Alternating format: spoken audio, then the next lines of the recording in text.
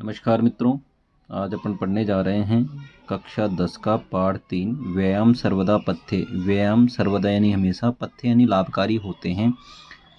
प्रस्तुत पाठ सुश्रुत संहिता से लिया गया है। सुश्रुत संहिता के 24वें अध्याय से लिया गया है और सुश्रुत संहिता के जो लेखक हैं उनका नाम है आचार्य सुश्रुत। प्रस्तुत पाठ में व्यायाम के बारे में, व्यायाम करने से क्या क्या लाभ होते हैं, शरीर में क्या क्या परिवर्तन होते हैं, इस पाठ में बताया गया है। तो आइए स्टार्ट करते हैं।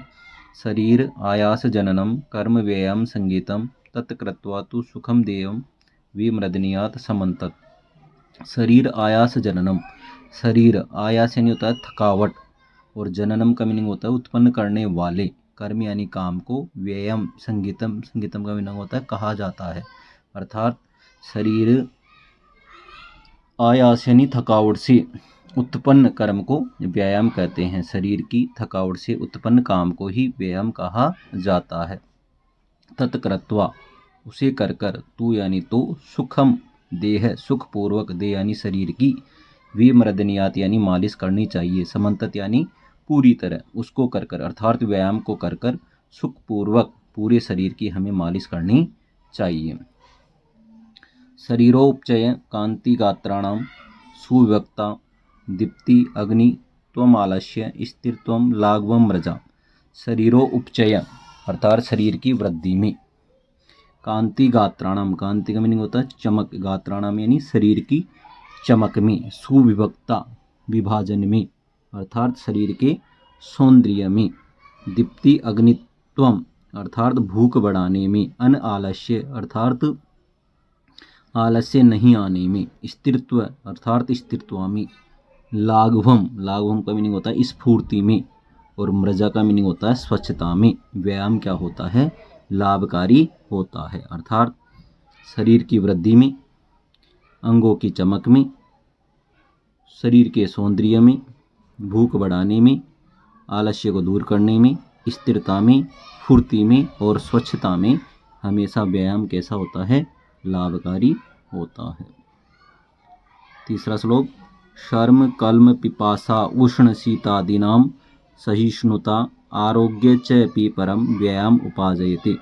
श्रम का मीनिंग होता है परिश्रम, पिपासा का मीनिंग होता है प्यास, और उष्ण का मीनिंग होता है गर्मी, शीत आदि नाम सर्दी आदि से, सहिष्णुता यानी होता है सहन करने की, अर्थात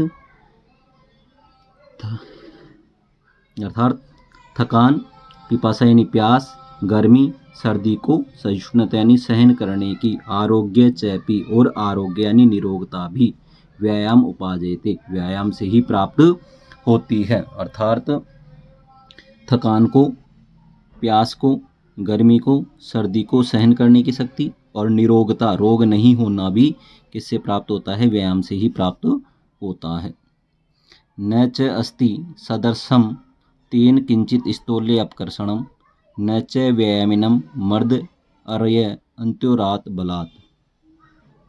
न च अस्ति सदर्शम, नहीं है, सदर्शम यानी समान, तेन यानी उसकी, किंचित स्थौल्य अपकर्षणम जो मोटापे को भी कम कर दे, अर्थात उस व्यायाम के समान कोई दूसरा नहीं है जो इस मोटापे को भी क्या कर देता है? दूर कर देता है। न च व्यायामिनम, और व्यायाम करने वाले को, मृत्य अर्य अंत्योरात बलात्, जो अर्य यानी शत्रु होते हैं वह भी बलात् यानी बलपूर्वक हरा नहीं सकते, कुचल नहीं सकते, अर्थात जो मनुष्य व्यायाम करता है उसको उसके शत्रु भी बलपूर्वक हरा नहीं सकते, कुचल नहीं सकते।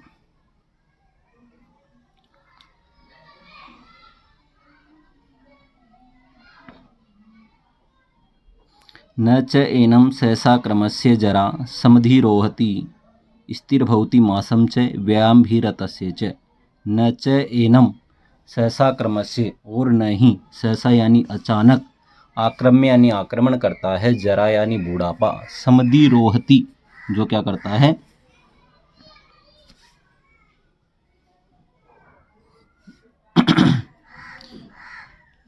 न च एनं सहसा क्रमस्य जरा समधिरोहति अर्थात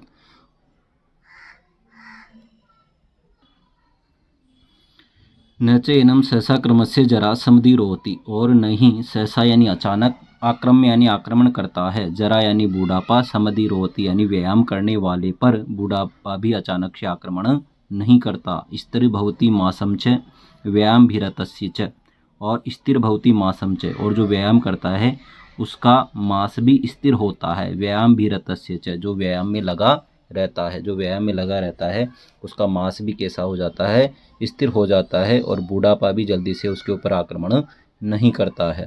व्यायाम स्मिन् गात्रस्य पदाभ्याम उर्तितस्य च व्याधयो न उपसर्पन्ति वेनते उर्गा वयोरूपगुणहीनमपि कुर्यात् सुदर्शनम। व्यायाम स्मिन् गात्रस्य, व्यायाम करने वाले के जो पसीने आते हैं उससे लथपथ शरीर वाले के, और पदाभ्याम उद्विवर्तस्य, जो दोनों पैर उठा के व्यायाम करता है उसकी, व्याधयु यानी बीमारियां, न उपसर्वंती समीप नहीं आती है, वेनते मी उर्गा, जिस प्रकार वेनते यानी गरुड़ के पास, उर्गा यानी सर्प नहीं आते हैं, उसी प्रकार जो व्यायाम करता है उसके पास भी बीमारियां उसके पास नहीं जाती है।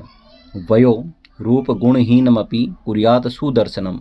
वयो यानी आयु, रूप गुण से हीन को भी जो व्यायाम है कुर्यात् सुदर्शनम, क्या बना देता है, सुंदर बना देता है। अर्थात आयु, रूप और गुण से हीन व्यक्ति को भी व्यायाम कुर्वतो नित्य विरुद्धमपि भोजनम विदग्धम अविदग्धम व निर्दोषम परिपच्यते। व्यायाम कुर्वतो नित्यम, जो नित्य रूप से व्यायाम करता है, विरुद्धमपि भोजनम, उसके विरुद्ध भोजन अर्थात विपरीत भोजन होने पर भी, विदग्धम अविदग्धम व, चाहे विदग्ध कच्चा या अविदग्ध पक्का, कच्चा या अधकच्चा भोजन होने पर भी, निर्दोषम यानी बिना दोष के, परिपच्यते पच जाता है। अर्थात जो व्यक्ति नित्य रूप से रोजाना व्यायाम करता है उसके विपरीत भोजन होने पर भी, चाहे भोजन कच्चा हो या अधकच्चा भोजन हो, वो बिना दोष के ही क्या हो जाता है, पच जाता है। व्यायाम ही सदा पथ्यो बलिनाम स्निग्ध भोजिनाम स च शीते वसंते च तेषां पथ्यतम स्मृत। व्यायाम ही सदा पथ्यो, व्यायाम सदा पथ्यो अर्थात व्यायाम हमेशा लाभकारी होते हैं, बलिनाम बलशाली के लिए, और स्निग्ध भोजिनाम जो स्निग्ध यानी चिकना भोजन करते हैं, सच यह व्यायाम उनके लिए, शीते वसंते च शीत ऋतु में और वसंत ऋतु में, पथ्यतम स्मृत अत्यधिक लाभकारी होते हैं। उनके लिए यह शीत और वसंत ऋतु में यह व्यायाम अत्यधिक लाभकारी होते हैं। सर्व ऋतुषु अरहर पुंभिर आत्महितेषि भी बलस्य अर्धेन कर्तव्यो व्यायाम हंतव्यो अन्यथा।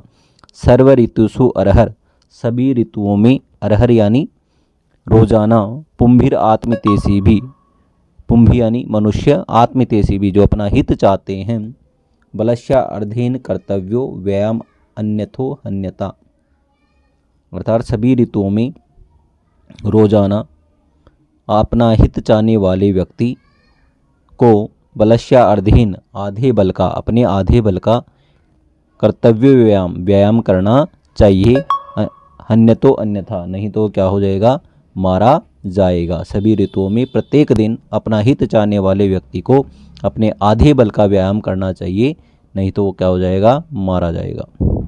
हृदय स्थान स्थितो वायुर्यदा वक्त्रम प्रपद्यते व्यायाम कुर्वतो जंतुर्बलस्यार्ध लक्षणम।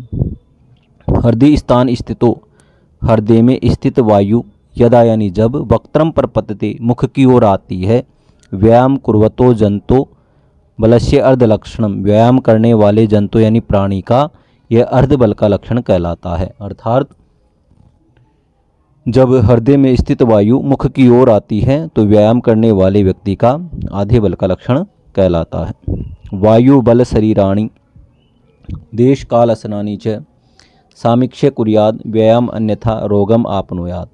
वयो यानी आयु, बल शरीर, देश यानी स्थान, काल यानी समय, और असनानी यानी भोजन, च यानी और, सामीक्ष्य इनका परीक्षण, कुर्याद यानी करके ही, व्यायाम अन्यथा व्यायाम करना चाहिए, अन्यथा रोगम आपनुयात नहीं तो क्या हो जाएगा, रोगों को प्राप्त हो जाओगे। मनुष्य को आयु, बल, शरीर, स्थान, समय और भोजन का परीक्षण करके ही व्यायाम करना चाहिए, अन्यथा मनुष्य क्या हो जाएगा, रोगों को प्राप्त हो जाएगा। धन्यवाद।